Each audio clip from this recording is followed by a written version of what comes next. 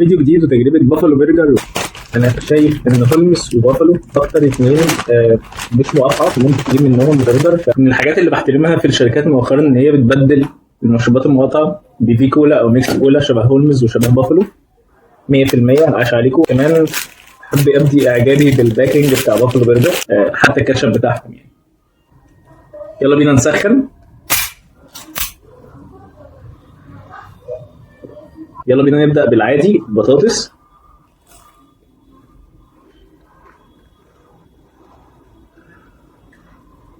البطاطس عنده فيها نسبة كريسبي. أنا باكل في بافلو كتير بس أول مرة يعملوا بطاطس كده فيها سن كريسبي من بره.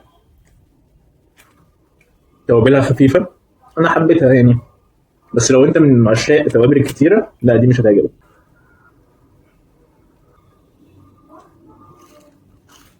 ده ال 150 جرام جرانجي بيبقى عبارة عن طبقة خس، وفي ال 150 جرام شوية بصل، وعندنا كمان الجبنة. يلا بينا ندوق.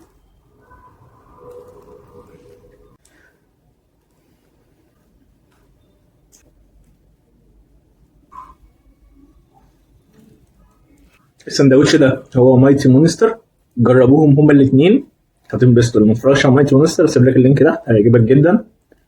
ده يمكن يبقى افضل حاليا بجد، الكواليتي بتاعتهم عماله تعلى. بافلو برجر شابو.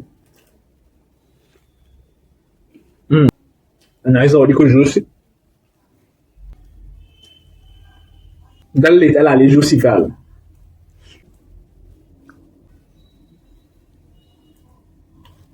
جماعه البطاطس غرام. استراحه تسليك. نرجع للمعركه. عالمي عالمي.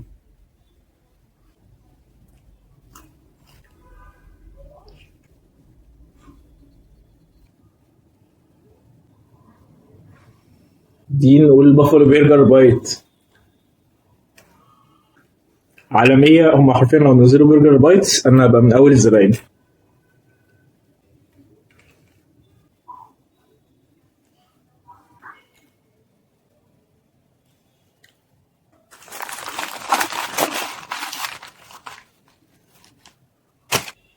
ودي كانت تجربتي الممتازه لبافل برجر. الصراحه انا اكررها تاني. لو الفيديو دي لايك اعمل سبسكرايب فعل زر الجرس، سيب لنا كومنت حلو قول لنا بتحب بافلو برجر ولا لا، ولو بتحب تاكل انهي وجبه وانهي طعم فيهم.